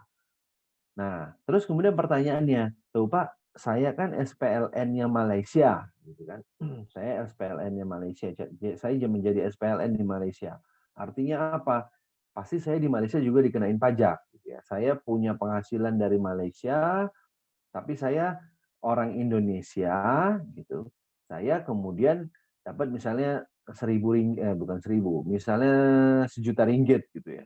Dapat 1.000.000 ringgit di Malaysia, itu pasti akan dipotong pajak sama Malaysia. Dipotong pajak sama Malaysia, disuruh bayar pajak di sana dengan status SPLN. Jadi, status SPLN. Saya nggak tahu berapa tarif pajaknya, asumsi misalnya $100.000, 100.000 ringgit gitu ya, dari penghasilan 1.000.000 ringgit dipotong pajak 100.000 ringgit. Nah, yang 1 juta ringgit itu jadi penghasilan di Indonesia, dikenain pajak di Indonesia, pakai tarif 5, 15, 25, 30-nya kita. Tapi yang 100.000 ringgit yang dipotong pajak di sana, itu bisa jadi kredit pajak juga di sini, Yohan. Namanya PPh pasal 24. Jadi penghasilanmu kena pajak di Indonesia, tapi pajak yang dipotong di Malaysia bisa kamu kreditkan di Indonesia. Gitu. Jadi fair jadinya. Tidak kena pajak 2 kali juga. Begitu jawabannya, Yohan. Iya Pak, makasih Pak udah sangat menjelaskan Pak. Oke. Ada lagi? Kalau nggak ada, ini kayaknya video saya sudah oke nih. Saya buka aja lah biar kelihatan di sini. Ya, saya lanjut ya. Nah, ini penentuan, ini sama sih sebetulnya. Penentuan orang pribadi apakah sebagai subjek pajak dalam negeri atau subjek pajak luar negeri. Ya. Ini sama aja sih, ini saya lewat aja deh, nanti kalian baca aja lagi. Nah, ini tadi saya sampaikan. Kalau di Indonesia, kalau kita WNI, itu kita dari sejak lahir itu sudah menjadi namanya SPD, subjek pajak. Ya. Tapi kita belum menjadi wajib pajak. Kita baru SP, gitu ya, SPDN. Kalau kita kemudian menerima atau memperoleh penghasilan yang besarnya melebihi PTKP, barulah kemudian kita menjadi wajib pajak. Itu baru kemudian kita menjadi wajib pajak. Nah, sementara kalau SPLN itu berubah deh. SPLN itu sekaligus menjadi wajib pajak. Gitu. SPLN orang pribadi sekaligus menjadi wajib pajak. Jadi kalau SPLN saya coret-coret. Nah, iya, tulis. Nah, kalau SPLN itu sama dengan WP, gitu ya, WPLN.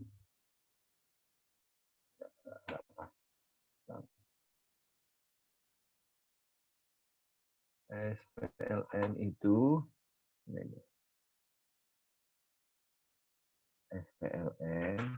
sama dengan WPLN. Jadi otomatis. Sementara kalau SPDN itu tidak sama dengan WPDN. Gitu. Jadi tidak sama antara SPLN sama WPDN. Gitu. Nah, jadi kalau yang SPDN ini punya penghasilan dulu, baru menjadi wajib pajak. Sementara kalau WPLN atau SPLN itu otomatis. Dia menjadi SPLN atau dia otomatis menjadi WPLN, kan dia orang asing. Kalau dia punya penghasilan di Indonesia, ya udah dia menjadi SPLN. Tapi kalau orang asing biasa gitu ya, apakah dia SPLN atau dia non subjek? Dia non subjek. Sepanjang dia tidak punya penghasilan di Indonesia, dia non subjek. Contohnya siapa? Contohnya misalnya saya kasih contoh Ronaldo gitu ya, Cristiano Ronaldo. Cristiano Ronaldo nggak punya penghasilan di Indonesia, nggak punya penghasilan dari Indonesia gitu ya, yang sumbernya dari Indonesia, ya udah dia non subjek, dia bukan SPLN, dia bukan SPDN, dia non subjek. Tapi kemudian misalnya si Ronaldo ini di hire gitu ya, disewa sama perusahaan Indonesia untuk menjadi bintang iklannya. Misalnya dia disewa sama Indomie. Indomie meng-hire Cristiano Ronaldo sebagai bintang iklannya. Kemudian dia dibayarlah sama Indomie. Dibayar sama Indomie, otomatis dia punya penghasilan dari Indonesia, yang bersumber dari Indonesia. Cristiano Ronaldo kemudian menjadi SPLN. Salah. Menjadi SPLN. Ada pertanyaan? Izin tanya, Pak. Silakan, Reza. Kalau udah bisa buka video boleh juga, Reza. Oh iya, Pak. Kalau memang di tempatmu nggak ada masalah. Jadi gini, Pak. Kalau misalnya kan kita punya tenaga kerja dari luar negeri gitu, Pak. Udah di kontrak 183 hari gitu. Dikasih gaji di depan, gitu, Pak. Nah, terus kalau misalnya tiba-tiba kontraknya diputus itu gimana, Pak? Kan dia udah digaji duluan gitu, tapi belum nyampe 183 hari. Itu gimana, Pak? Kalau sudah berniat, dia menjadi WPDN. Kan sudah ada kontraknya itu sudah lebih dari 183 hari. Tadi pertanyaan siapa tadi ya yang berniat itu bisa dibuktikan dengan apa gitu? Pertanyaan siapa tadi? Saya, Pak. Korik ya. Oke, sekalian aja deh saya jawabnya yang Korik. Jadi kalau dia sudah berniat, Reza, dia maka menjadi SPDN. SPDN atau WPDN. Nah, saya kasih tunjuk ya. Nah, ini dia berniatnya. Niatnya itu apa?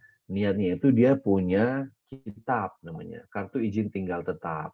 Atau dia punya visa tinggal terbatas dengan masa berlaku lebih dari 183 hari. Atau dia punya ITAS. Atau ini dia punya kontrak atau perjanjian untuk melakukan pekerjaan di Indonesia selama lebih dari 183 hari. Atau ada dokumen lain. Misalnya apa? Kontrak sewa tempat tinggal, sewa apartemen, atau sewa rumah lebih dari 183 hari. Atau dia punya niat dia tinggal di Indonesia dengan apa? Dengan ini nih, dengan dia bawa anggota keluarganya ke Indonesia. Artinya apa? Dia pengen menetap di Indonesia. Nah itu dengan begitu dia sudah berniat untuk tinggal di Indonesia. Kalau dia sudah berniat tinggal di Indonesia, tadi kan statusnya menjadi SPDN. Gitu. Seperti itu Reza. Sekaligus menjawab punya Korik ya. Meskipun kontraknya diputus sebelum 183 hari, tetap begitu, Pak? Iya, karena di awal dia sudah dikontrak lebih dari 183 hari. Jadi dari awal kontrak itu kemudian dia menjadi SPDN. Tapi kemudian diputus nih misalnya, dia sudah SPDN. Terus dia diputus nih, belum 183 hari, misalnya baru 90 hari, baru 3 bulan ya di Indonesia dia diputus. Terus kemudian dia pindahlah ke negaranya. Balik ke negaranya dan tidak akan kembali lagi ke Indonesia. Misalnya seperti itu kan, karena dia memang orang asing. Itu kemudian seperti apa? Ya dia bisa mencabut, dia minta cabut NPWP-nya dia. Dia minta cabut NPWP-nya, ya udah dia bukan lagi SPDN atau bukan lagi SPLN karena dia tidak ada hubungannya lagi sama Indonesia. Seperti itu. Jadi, tapi ketika di awal dia sudah wajib menjadi SPDN. Kan di awal dia masuk ke sini dia tanda tangan kontrak, belum tahu tuh bakal diputus kan gitu kan Reza kan? Ya, ketika dia belum tahu bakal diputus ya dia menjadi SPDN. Tapi ketika kemudian dia diputus, dia balik ke negaranya, udah minta cabut aja NPWP.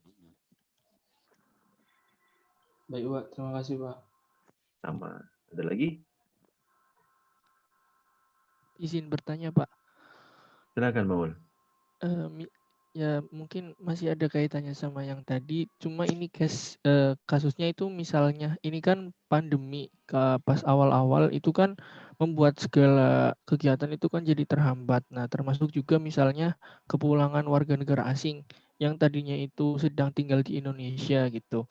Nah, misalnya nih WNA-nya ini rencananya itu hanya tinggal ya kurang lebih 90 hari katakanlah atau 3 bulanan. Nah, namun karena pandemi ini jadi memaksa dia itu untuk tetap tinggal dalam kurun waktu lebih dari 183 hari gitu, Pak.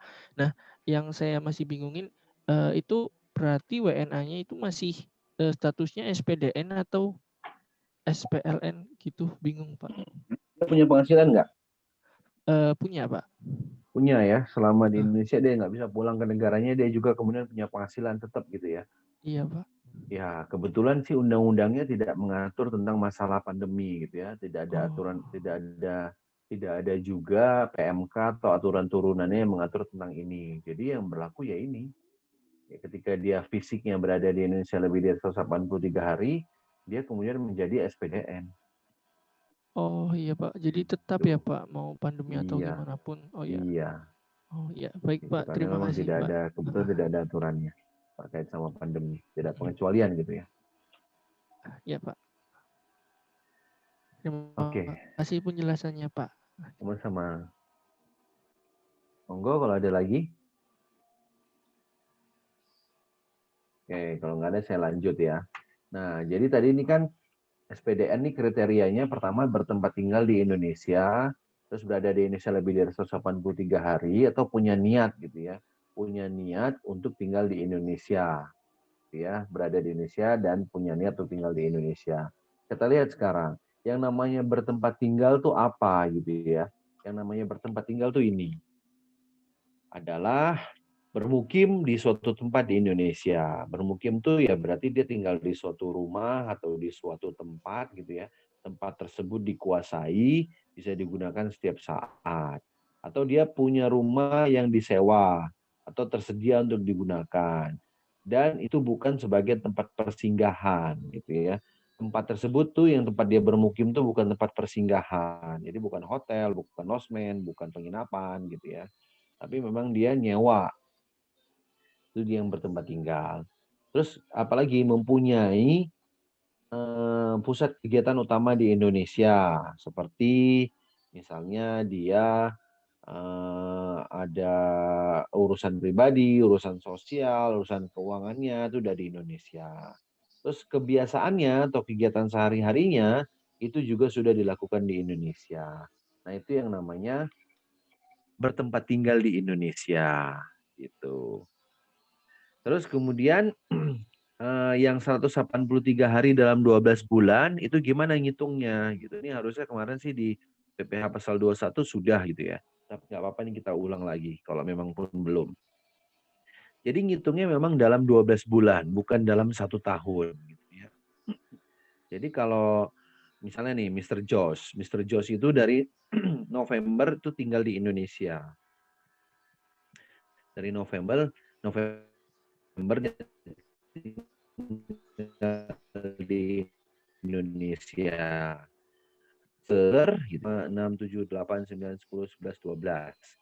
Itu 12 bulan. 12 bulan, Mr. Josh itu jumlahnya ada 175 hari. Dia tinggal di Indonesia 175 hari dalam 12 bulan. Berarti belum memenuhi kriteria sebagai SPDN. Di bulan November, Mr. Josh datang lagi. Di Oktober datang, tapi di November dia datang lagi. 11 hari. Jumlahnya, kalau dihitung dari November, itu 186 hari. Tapi karena ini dalam 12 bulan, berarti kita mulai hitungnya dari Desember. Desember sampai November itu 12 bulan, Mr. Josh itu 181 hari. Berarti belum lewat dari 183 hari. Nah, kalau kemudian datang lagi dia di bulan Desember, 8 hari. 12 bulannya itu dihitung dari mana berarti? Dihitung dari Januari. Januari sampai Desember. Januari sampai Desember itu baru 179 hari. Berarti Mr. Josh belum memenuhi syarat sebagai SPDN. Walaupun in total, secara total, Mr. Josh itu di Indonesia sudah 194 hari. Tapi kan 194 hari ini dalam 14 bulan. Gitu. Kalau dalam 12 bulannya ya mundur ke belakang. Gitu. Dihitungnya mundur ke belakang. 12 bulan itu berapa lama. Ini yang 183 hari cara menghitungnya. Ada pertanyaan di sini?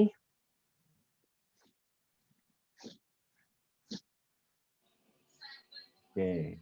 Kalau nggak ada, saya bisa lanjut. Lanjutkan. Terus, nah ini yang tadi ya. Yang punya niat. Ini kita sudah. Nah, ini perlakuan khusus sebagai SPDN. Jadi SPDN karena memenuhi syarat yang 3 tadi gitu ya. Itu atau ya, yang syarat 3 tadi itu atau. Dia bertempat tinggal di Indonesia, atau dia punya niat tinggal di Indonesia, atau dia lebih dari 183 hari berada di Indonesia. Nah, perlakuan khusus buat dia apa? Untuk WNA tadi, walaupun dia SPDN, WNA tadi walaupun dia SPDN, dia hanya dikenakan PPh untuk penghasilan yang diterima atau diperoleh dari Indonesia saja. Gitu. Kalau dia WNI, kalau WNI kan sebetulnya worldwide income. Tadi contohnya Yohan tadi, Yohan punya penghasilan di Malaysia, tapi Yohan WNI, penghasilan Yohan di Malaysia itu jadi masuk ke SPT tahunan Yohan, dikenain pajak di Indonesia. Nah, itu Yohan kan SPDN. Nah, WNA yang SPDN itu dapat privilege gitulah, dapat pengecualian, dapat kekhususan. Dia hanya dikenakan pajaknya dari penghasilan di Indonesia saja. Walaupun dia misalnya punya ini WNA-nya dari Malaysia lah gitu ya. Walaupun di Malaysia dia punya penghasilan itu nggak kenain pajak di Indonesia. Tapi dengan syaratnya apa? Memiliki keahlian tertentu. Keahlian tertentu itu apa? Keahlian tertentu itu ya dia sebagai tenaga kerja asing yang menduduki pos jabatan tertentu dan sebagai peneliti asing. Jadi dia sebagai sebagai tenaga kerja asing gitu ya. Ada kedudukannya di Indonesia, di perusahaan dia bekerja di Indonesia. Dan gitu ya, itu berlaku hanya selama 4 tahun. Selama 4 tahun sejak menjadi subjek pajak dalam negeri. Di tahun kelima, kalau dia masih tetap berada di Indonesia, artinya dia tetap menjadi SPDN, itu sudah tidak berlaku lagi. Jadi worldwide income yang berlaku. Artinya apa? WNA tadi, orang Malaysia tadi, kalau dia punya penghasilan dari Malaysia, ya tetap itu menjadi objek pajak di Indonesia. Gitu. Kenapa dibatasi 4 tahun? Karena dianggap ya kamu tidak tinggal sementara di Indonesia, kamu seterusnya di Indonesia. Gitu. Jadi ya sudah sepantasnya lah kamu perlakuannya sama seperti orang-orang Indonesia yang lain. Gitu. Bukan kayak WNA. Nah, kurang lebih jawabannya seperti itu. Batasannya seperti itu. Logikanya seperti itu. Oke.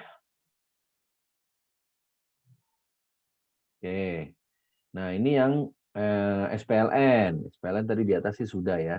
Orang pribadi yang tidak bertempat tinggal di Indonesia, WNI yang berada di Indonesia tidak lebih dari 183 hari, atau WNI yang berada di luar Indonesia lebih dari 183 hari dalam jangka waktu 12 bulan dengan syarat tertentu. Nah, ini yang saya mau lebih detailkan. Yang WNI berada di luar Indonesia lebih dari 183 hari. Ini TKI lah contohnya, TKI atau pelajar Indonesia.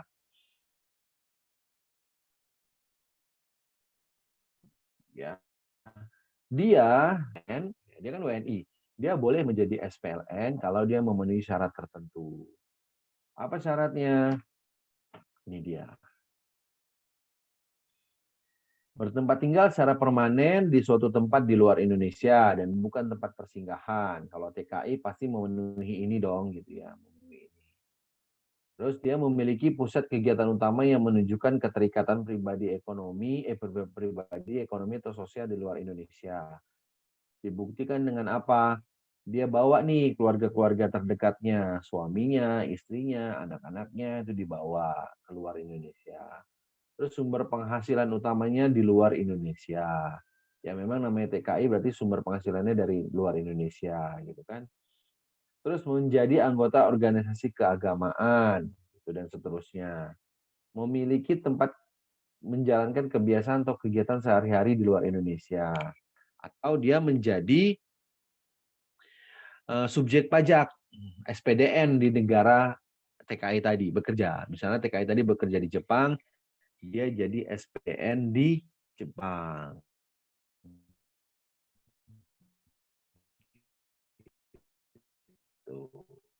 Dan tentu lainnya.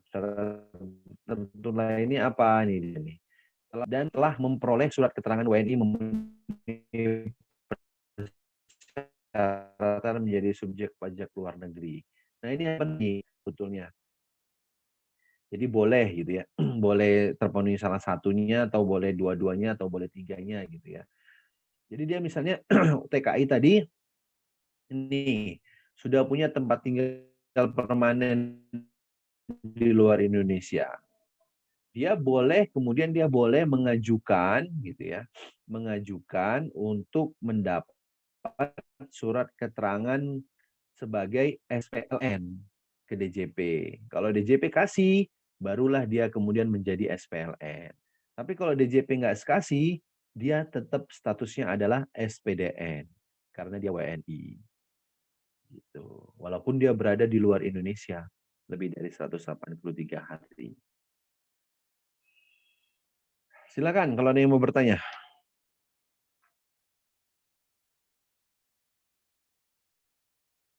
Oke, kalau nggak ada, kita lihat langsung. Oh ini warisan belum terbagi. Oke, saya jelasin yang warisan belum terbagi. Warisan belum terbagi itu apa gitu ya? Saya langsung kasih ke contohnya aja deh. Warisan belum terbagi itu misalnya nih ya, Fulan gitu ya, ada orang namanya Fulan. Fulan ini adalah OP dalam negeri gitu ya, WPDN. Dia WPDN, Fulan punya usaha misalnya supermarket. Nah, supermarket itu punya Fulan, miliknya Fulan, berstatus sebagai orang pribadi. Supermarket tadi bukan badan gitu maksud saya. Tapi memang miliknya Fulan dan berstatus sebagai orang pribadi. Usaha dia dari supermarket itulah, si Fulan. Nah, suatu ketika gitu ternyata Fulan meninggal. Fulan meninggal di tahun 2020 lah misalnya. Fulan meninggal. Nah, marketnya tetap buka, dijalankan sama anak-anaknya. Tapi supermarket itu belum diwariskan ke anaknya. Jadi belum ada akte warisnya. Karena si Fulan meninggal, kan otomatis kewajiban pajak subjektifnya putus. Hapus gitu ya. Fulan sudah bukan lagi SPDN, bukan lagi subjek pajak. Karena dia meninggal. Artinya apa? PPh itu kan pajak subjektif. Jadi yang dilihat pertama kali adalah subjeknya. Kalau subjeknya sudah ada lagi, nggak bisa dipajaki. Gitu. Nggak bisa dipajaki. Fulan tidak bisa dipajaki. Padahal supermarketnya Fulan masih buka. Masih punya penghasilan. Terus gimana dong cara majaki supermarket tadi? Gitu kan? Jadi pertanyaan, gimana dong cara majaki supermarket tadi? Gitu. Penghasilan dari supermarket maksud saya. Memajaki penghasilan dari supermarket. Itu kan bukan punya anak-anaknya Fulan, bukan punya anak-anaknya Fulan karena belum diwariskan. belum dibuat akte warisnya gitu ya, belum ada pembagian warisan. Terus jadi gimana dong? Hilang begitu aja. Nah, makanya kemudian timbullah yang namanya subjek pajak warisan belum terbagi gitu. Supaya apa? Supaya supermarket tadi itu bisa tetap dipajaki. Penghasilan dari supermarket tadi tetap bisa dipajaki. Siapa itu? Jadi kalau di sini kalau ditanya siapa sih warisan yang belum terbaginya? Ya si supermarket itu. Gitu. Jawabannya adalah si supermarket tersebut yang warisan belum terbagi. Nanti yang melaksanakan kewajibannya siapa? Kan supermarket nggak bisa lapor SPT, gitu kan? Ya anak-anaknya Fulan, gitu, ahli warisnya, gitu, atau kuasa warisnya, gitu. Itu yang warisan belum terbagi. Kalau ada yang mau ditanya silahkan. Oke, nah saya lanjut lagi. Ini saat mulai dan berakhirnya kewajiban pajak subjektif. Ya, tadi saya sudah sebut-sebut, sudah singgung-singgung kalau yang SPDN gitu ya, ini SPDN nih, kalau yang SPDN itu kalau WNI tinggal di Indonesia ya pada saat lahir di Indonesia dia sudah timbul kewajiban pajak subjektifnya. Kalau WNA tinggal di Indonesia lebih dari 183 hari, maka sejak hari pertama berada di Indonesia, itu dia timbul kewajiban pajak subjektifnya. Sama juga WNA yang punya niat untuk tinggal di Indonesia, ketika dia berniat untuk bertempat tinggal di Indonesia, itu timbul kewajiban pajak subjektifnya. Nah, itu tadi pertanyaan Reza tadi. Warisan belum terbagi itu saat pewaris meninggal, itu timbulnya. Kalau badan ya saat badan tersebut didirikan untuk bertempat kedudukan di Indonesia. Berakhirnya kapan? Untuk orang pribadi berakhirnya ketika meninggal dunia atau meninggalkan Indonesia untuk selama-lamanya. Kalau warisan belum terbagi berakhirnya saat warisan tersebut dibagikan. Kalau badan berakhirnya saat badan tersebut dibubarkan atau tidak lagi bertempat kedudukan di Indonesia. Saya minum dulu ya.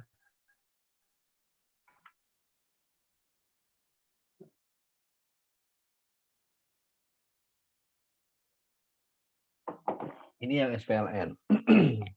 SPLN nanti bisa dilihat sendirilah. Ini tidak terlalu ini sih. Ya timbulnya kapan? Saat dia berada di Indonesia, gitu timbulnya. Berakhirnya saat tidak lagi berada di Indonesia. Kurang lebih seperti itu.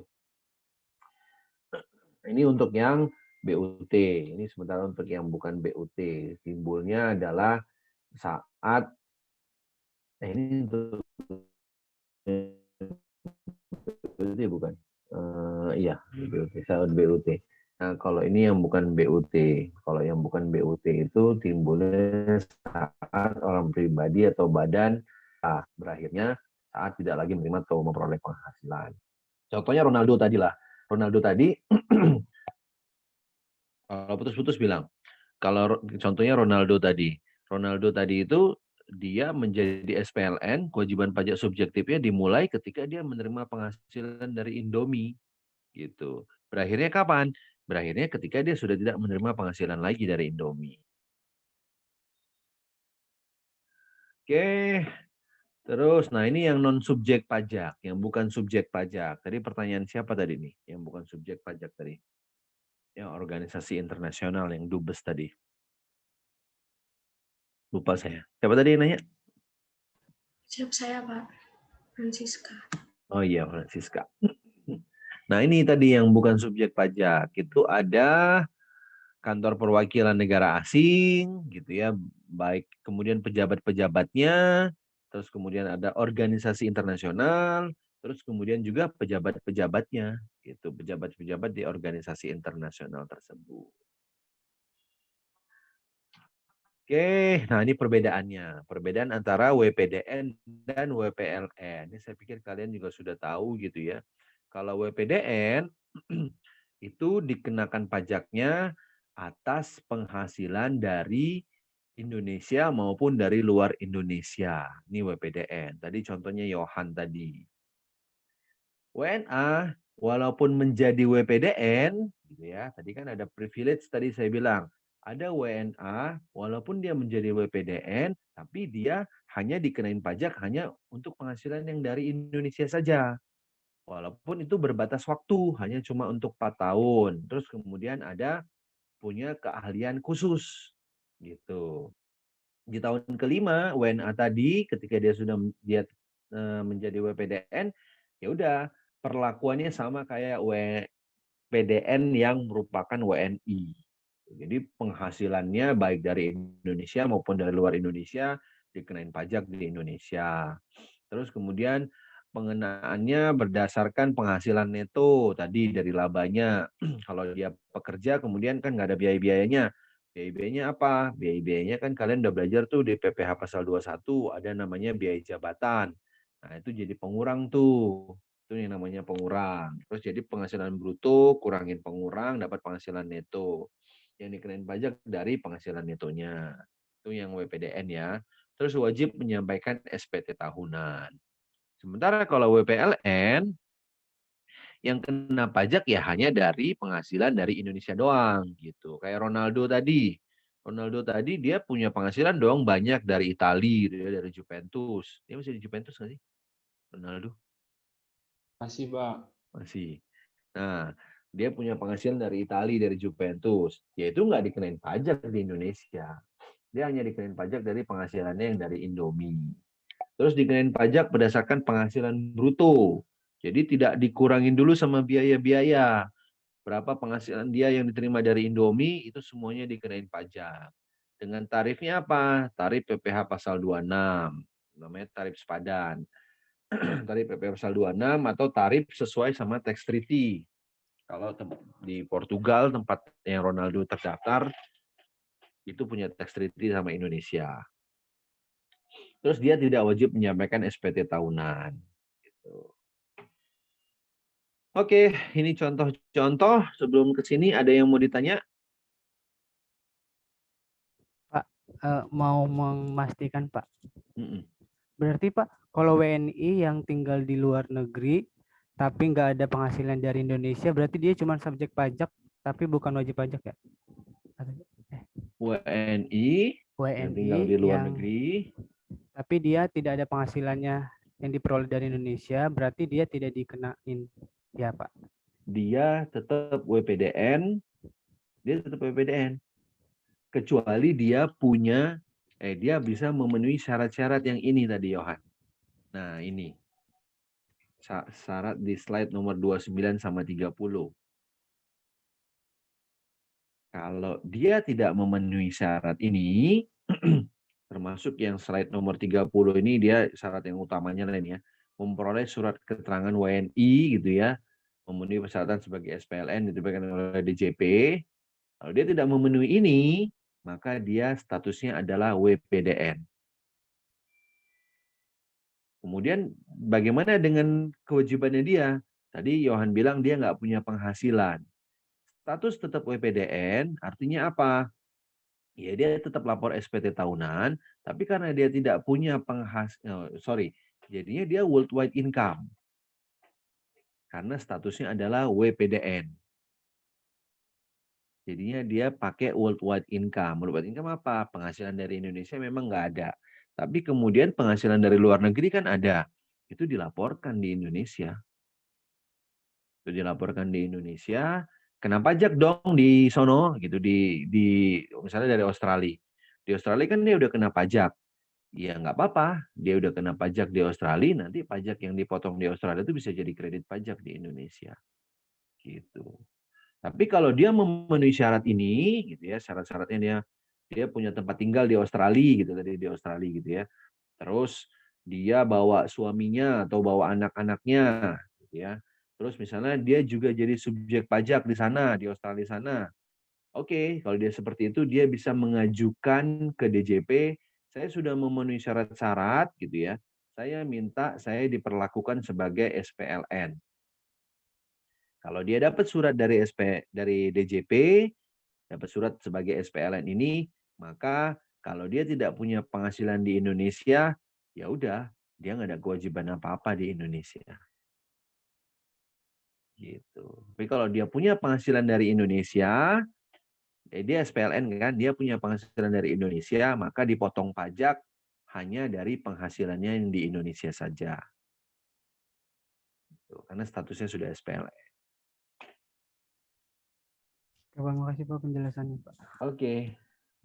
Monggo, yang lain. Kalau ada lagi. Yohan juga kalau ada lagi silakan. Izin bertanya Pak, Silakan Devita. kalau kayak tentara United Nations itu kan, misalnya kayak pasukan Garuda, itu kan bertugas di luar negeri, itu masih masuk ke subjek pajak atau bukan subjek pajak ya Pak? Subjek pajak dia. dia kan di Indonesia kan sebenarnya WNI gitu ya. TNI, warga negara Indonesia, kebetulan aja ditugaskan ke sana, ke luar negeri, misalnya kemana? Ke Zimbabwe misalnya gitu kan, kebetulan aja pasukan Garuda tersebut ditugaskan ke Zimbabwe. Tapi kan dia tetap, keluarganya tetap ada di Indonesia, penghasilannya, gajinya ya tetap di Indonesia. Di sana dia di sana punya tempat tinggal, tapi tempat tinggalnya kan ya kayak sementara gitulah gitu ya. Tidak menetap di sana. Intinya sih keluarganya masih di sini gitu. Dia tidak punya kegiatan utama di sana. Gitu. Nah, kalau seperti itu status dia ya masih tetap WPDN.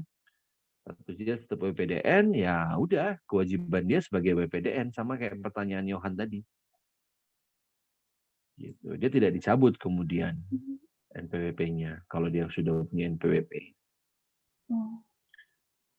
Oh iya Pak, terima kasih Pak. Oh iya, satu lagi Pak, kalau yang Iya, silakan. warisan yang belum dibagi tadi itu, Ya. kalau misalnya ada orang Indonesia, nah dia ini kerjanya di luar negeri gitu Pak. Terus dia tuh punya dia meninggal di luar negeri gitu Pak, tapi dia tuh punya warisan kayak misalnya saham atau apa gitu Pak. Itu masuk ke SPDN atau enggak ya Pak? Oke, warisan yang belum terbagi di sini itu bentuknya biasanya berupa usaha, bukan berupa aset. Jadi berupa usaha gitu ya. Jadi berupa kalau cuma sekedar rumah doang, tapi rumahnya nggak disewain, rumahnya ya ditinggalin sama anak-anaknya misalnya gitu ya, nggak ada penghasilannya dari rumah tersebut, itu bukan sebagai warisan yang belum terbagi. Warisan yang belum terbagi di sini itu adalah tadi supermarket, saya kasih contoh tadi itu kan ada penghasilannya gitu.